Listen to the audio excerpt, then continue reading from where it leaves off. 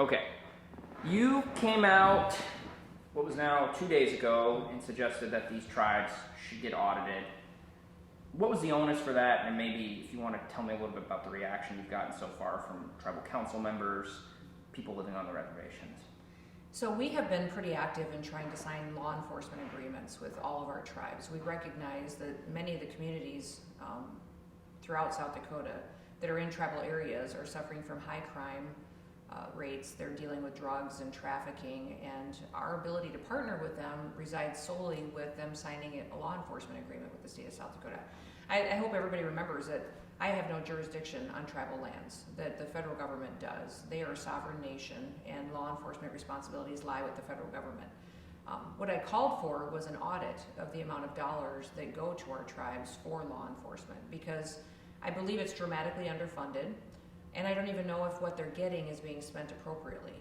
And we have to get the truth and the facts of what these tribes are getting for money to create, safe communities, so that we can go then and advocate for and help them get the kind of funding that they need to hire officers, to get them trained, and to make sure that many of these people don't have to live with the kind of violence that they live with. So the response that I've gotten has been pretty incredible. I get tribal leadership criticizes me. They presidents and chairmen have criticized me and come out with letters against me, but the community members are so extremely grateful. We've been overwhelmed with the amount of calls and emails that we've gotten, that people that just say our tribal government is corrupt, and they are embezzling money, and they are tied to the cartels, and thank you for calling them out. What kind of reaction have you gotten so far in the last 48 hours-ish? Yeah, I would say just since yesterday, even when we I think what really we noticed was that the Oglala Sioux tribe had a tribal council meeting. They laid off a bunch of people. They couldn't afford to keep on in their housing department. They found that of the $13 million they had in their housing department, over $12 million of it was spent just on salaries. So it wasn't going into housing, and their tribal council was dealing with that. And a lot of the discussion there prompted a lot of community members to start calling my office saying, yeah, I know you called for an audit. Look at the trouble that Pine Ridge is in. Our tribe is having an issue too as well. I've got dozens of calls and emails from people that say, I have proof of embezzlement and mismanagement of funds. The governor's telling the truth about what happens at my tribe. I'd be willing to help and tell my story. Another phone call came in, said Governor Noem is finally holding the tribes accountable, and it's long overdue. He said that he's ready to come forward with the corruption that's happening at our tribes, and we'll see. Another phone call said she'd like to request a complete forensic audit. Thinks it's appropriate. There's corruption among the tribal council and tribal employees. They're covering up for each other. The tribal council gave themselves a $10,000 raise. Some of them don't even live on the reservation. They've embezzled large amounts of money, and the funds were directly put into their own personal accounts. They mistreat their elders. The federal dollars were misappropriated and misspent, and that tribal leadership is pushing back and speaking out against the governor because the Mexican cartel are on the reservation. There's several names in here that we're going to be looking into that have been given to us. It says some of the council members are the largest drug dealers on the reservation, and that they personally benefit from the cartels being on the reservation. So, another phone call message. Elders are being forced out of their home. The tribe is being threatened by the tribal council to drop complaints on their houses. They're scared of being retaliated. This other message says they are definitely involved with the cartel, and they've retaliated now against my mother and her home. We can confirm that there are cartel on the reservation. We have cartel harassing our family, and CRST police are refusing to take on our reports of elderly abuse and exploitation, stolen land, and the murder that is going on. More letters and emails. What I think is that there's strength in numbers here. People are recognizing that they have a governor here. I have nothing to do with this situation, or no power other than just try to empower people to speak out and tell the truth of what's happening. I can do a law enforcement agreement with them, but they have tribal council members and leaders that aren't protecting these communities, and I'm so proud of the folks that are reaching out. This one says that their tribal court exists in violation of the tribe's constitution. Another one said, please tell me how I can work with you not only to save my people, but all the people of South Dakota. People are becoming numb to the violence that we live with every single day. I'm Native American. I'm from the Crow Creek Sioux tribe. I know that the cartel is working with some of the council members. I will help you with your message. I'm begging you to ask me to help stop the violence. I don't agree with you a lot of the time, but I want to work with you to help stop the violence because my heart is exploding with all the hurt that we live with every day. So, I mean, they've been very honest in the fact that we've had our disagreements on different policy issues in the past, but I think they know that I want to help them be safe and raise their kids in a community that's safe. And to audit these federal dollars is important so we know that it's being spent appropriately before we go back to DC and say that they need more to really make a difference. You know, you're not the first person to ever suggest that the cartels operating on the reservation. There's a report from the FBI in like the 2000s, I think. And certainly not the first to talk about corruption on the tribes. I did a story last year about Rosebud giving themselves raises. There's been a lot of, generally speaking, a lot of reporting on this. Why has this been allowed to happen for so long? Why does this happen so much? I think, you know, it takes political leaders holding people accountable, and the leadership at these tribes changes so often. You know, I think just Oglala Sioux has been through 2 or 3 or 4 tribal presidents just since I've been governor. And they vote them in and out, and it's unstable. And then also they get the power to decide who they want to punish or not punish, or help or not punish, and they control all the funds that come to the reservation. So if someone's house wants to get fixed, or a new roof, or needs a new window, then they better get along with the tribal council to make sure that that gets funded. And that's been a long-standing practice. I think for me, what's been the most frustrating is that I came into the role as governor with my hands out saying, I want a new relationship with our tribes. Just do things differently than you have in the past, and I will help you be successful, get economic development. I have state employees in IHS facilities helping with casework to make sure people are getting health care that you know, I don't have a responsibility to do. We just pay for it to make sure that they get some help on better health care in those areas. We have done more for education and Department of Health in those areas. Some of our tribes have done law enforcement agreements. Some of them we've done addiction treatment programs with. We work with them, but it always, the responsibility lies at their tribal council member level and their presidents and their chairman that they elect. And these community members need to make sure that they're electing leaders that are truly doing their due diligence and using these dollars in the appropriate way. It's clear they're not. If we can expose the corruption, absolutely. They're being manipulated right now and abused because of cartel presence as well, and perpetuating more and more violence. And it's only going to get worse unless we finally have the federal government come in, do a true audit, and take over and make sure that these tribes are being run to the benefit of their communities. You know, one suggestion that I saw yesterday was that these tribes are already getting audited to some extent. What would be different about sort of your pitch, your proposal, and how would that change things? So they haven't been audited as far as, are the dollars being spent appropriately to how the program is required? They're held to a different standard. So there may be some 1 or 2 programs that get audited, but not the entire tribe and all the dollars that they get. For instance, this housing program down at the Oglala Sioux tribe, that needs to be audited on the fact that they received $13 million of federal funds to use for housing. Sounds like from what was testified to at their council meeting that instead new vehicles were purchased for members of housing, and a lot of it went to salaries and not into actual construction or repair of housing. Every program should be looked at, not just law enforcement, but how they spend them, and do they actually help individuals that are there.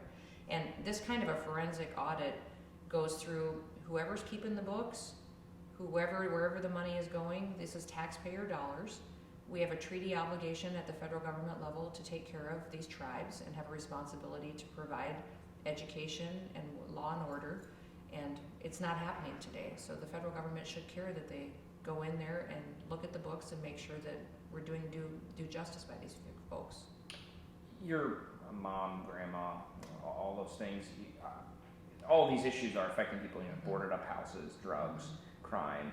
How does that sort of personally affect you, and how much does that sort of impact your desire to help solve this problem, solve these problems? It dramatically affects me, because when I think about my family, I can't imagine raising my children in these communities. I can't imagine my grandkids going to school being worried if they're going to make it to school that morning without hearing gunshots or being concerned about if they're safe or if there will be drugs in their classroom with them. That's what is alarming to me, is that it's happening right here in South Dakota, and that we have to, whether it seems as though I'm fighting with the tribal presidents and chairmen, I'm not fighting with them, but they need to fix it, and they have a responsibility, and there's a responsibility that comes with leadership to address these problems so that they can be safe. And when I first became governor, I was down at Pine Ridge so often, having meetings with community members and always inviting the tribal council to come and the president to come, and they would never show up, but so many community members were starting to show up, and we were talking about addiction treatment and suicide treatment. And I'll never forget that there was a meeting that a young man stood up and he said, "Governor Noem, I hear lots of things about you. I hear lots of bad things, and I believe they're true." He said, "But you're starting to show up so much now that I'm starting to think you actually care." And it was right after that, within the next day or two, that I got banned from the reservation. So I think that they know I care. The communities know that I care and I really want to help them. It's the tribal council that is threatened by me, and threatened by me being there, because they know that their ability to control the money and the power will go away if we really make them use it appropriately to serve their people. Do you think, looking at the reaction to just recently, some of your comments on this audit, do you think they are scared, or why do you think there's so much pushback from tribal council? I don't want to say tribal councils, but some tribal leadership to this idea. Well, I think right now they're scared because they've got a lot of people that are saying they've been embezzling, they're a part of the corruption, they're tied to the cartels, they're facilitating it, so they should be scared, because their people are finally standing up and speaking out about what these tribal councils have been doing. Hopefully this motivates the federal government to do something to come in and to protect the community. That's what needs to happen, is DOJ needs to get involved, Interior needs to get out here, BIA, and really find out and do this audit and find out where these dollars are going, and if these tribal council members and the president and chairman have been acting inappropriately. I think the tribal council, probably there's some members that are there in a good way and are there and work hard and want to serve their people and work hard for them. So it's not all of them. I think I meet many tribal council members that want to work together. I think if you watch any of their tribal council meetings, there's a lot of arguing and discussion and back and forth. All I'm saying is, tell me how I can help. I'm the governor of this state. It makes me sad that out of the top 11 or 12 poorest counties in the nation, that South Dakota has 5 of them, and they're all in tribal areas. So we have some of the most destitute communities in this country right here in South Dakota, and their leadership won't work with me to help improve the conditions for their people. You know, a lot of them were pretty fired up, tribal chairman that is, about comments, I think it was last week or 2 weeks ago in winter, that you made regarding, and I'm paraphrasing, them being financially tied to the cartel. Yeah. Do you want to elaborate on those remarks? Well, the remarks that I made in winter specifically said that I believed that tribal council members or leadership was benefiting from the presence. Yeah, was benefiting from the presence of the cartel being there. I still stand by those words. Can you elaborate on them? Well, what I would say is, why did they ban me from the reservation at Pine Ridge? Why have they not banned the cartel? We've got proof that they're there. DCI knows they're there. The Attorney General, the Fusion Center. We have pictures of the Banditos and the Ghost Dancers gang being there. We know that they're there. The proof is there. Why have they not banned these people that are trafficking drugs and people and violence through their communities from their reservations? That tells me that they are tied to them or benefiting from them somehow, that they're allowing them to stay in their communities, meanwhile trying to keep me out for just trying to assist and bring more safety.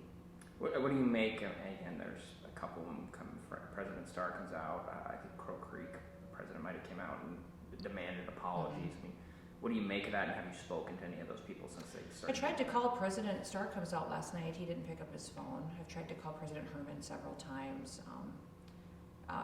President Longgeek has been great in returning our calls. We've tagged back and forth a lot, so at least he tries to call me back. Most of them don't return my phone calls, but I would just say, constantly, they can criticize me.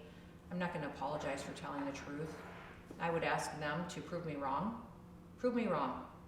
I'd love it, and I'll help you fix it. I don't care what the situation is. I don't care even if they throw their hands up and say, yeah, we screwed up a few things, then let me help you fix it so people can make progress. They can have a house that keeps their family warm. They can put food on the table. They don't have to worry about going out in the street and getting shot by cartel members. So that's, my door is open. I'm sending a letter today to the president of the Oglala Sioux asking if I can come to Pine Ridge. Can I come and meet with you and your tribal council? Let me help you with this missing money that is gone and what you're doing on housing. The state is ready to do things in a new way, if they are, and if they'll come to the table and have a discussion. Let's see what we can do to be helpful. So effectively lifting the ban. I mean, that's what that would be in practice. Well, they've had lots of discussions, I know, at their council meetings on lifting the ban. I think President Starr comes out, has said that if I arrive on tribal land, he will have me arrested. So I've been respectful. I've been, respectful of their decision and their leadership, but I do know that his community members want me to come. So no thoughts of just going down there? Well, I mean, I could. I've never been arrested before, but It's not that bad. it's not that bad. But the community members would like for me to be there. I would like to come. So again, I keep asking and would love to be there. And I would think that for the benefit of his people, he would want to talk with me. If we could switch gears here just for a few minutes, I want to talk about the disturbance last night at the state penitentiary in Sioux Falls. Is there any information that you've gotten as of this morning that you can share with us, maybe about that disturbance and what's going on there to start? Just that we had a situation at the penitentiary that was handled appropriately according to protocol. I'm extremely proud of the outstanding work that our corrections officers did in that situation and getting it under control and things back in order. It feels like, and I'm kind of watched from afar, I will admit I've not been close to the prison beat, if you will, but it feels like maybe this has kind of been boiling and simmering for a while. And of course, when something like this happens, there was reports last night that prison guards went to the emergency room, there was injuries suffered, etc. What needs to be done moving forward to sort of prevent this sort of situation from happening again? Well, I think anytime you're dealing with that type of a population, you always have to be prepared for any kind of a situation that might come. This was because of some tablets that were removed from prisoners, and there's an ongoing investigation as to how those tablets were being used.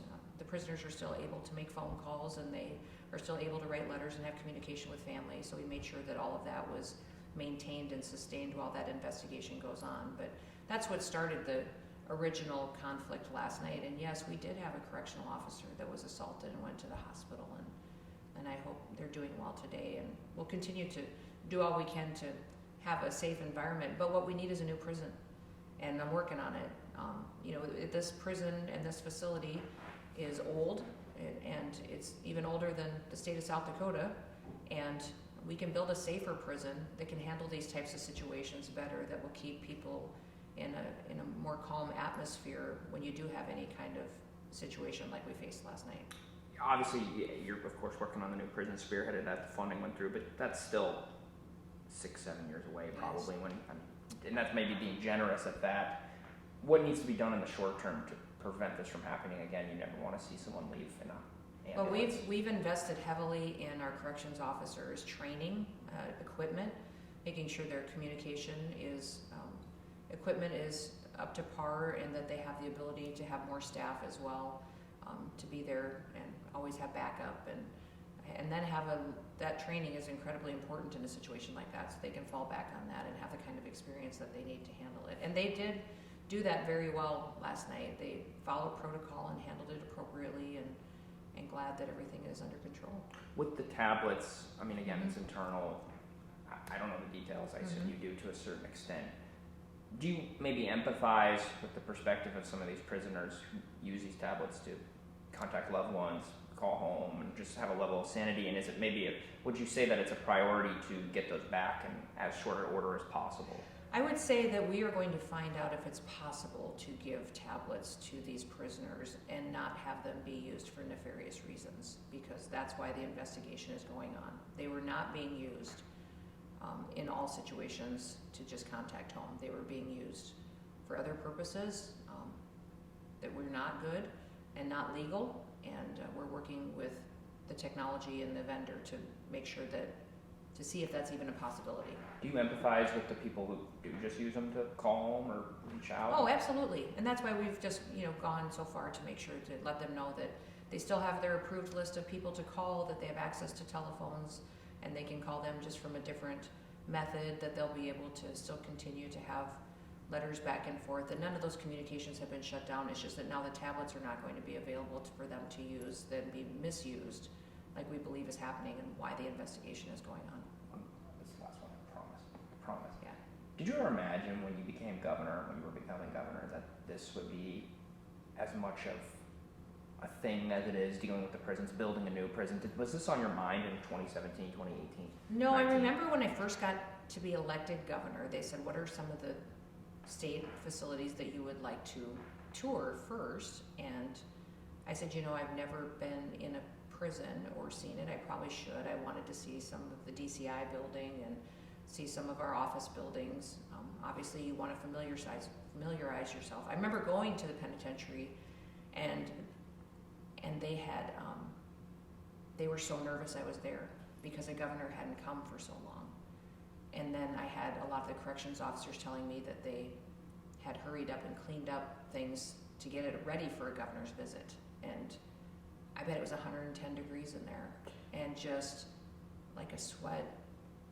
I mean, they handed me a towel as I walked in. I thought, how can we expect people to come and be in our Department of Corrections and be in a facility like this and not offer them any kind of counseling or treatment? We can't even give them a humane environment because there was no air conditioning, and the humidity was off the charts. And watching the inmates walk around at that point in time, in their underwear, checking them constantly for dehydration because of poor facilities, it was then that I decided that this had to be a priority while I was governor, that we were going to build facilities that not only were safe for our correctional officers, but they also were going to be facilities that treated our inmates like human beings and gave them the opportunity to actually live and get counseling and get a skill and a trade while they're there, so that when they come out of incarceration, they have the chance to provide for their families again.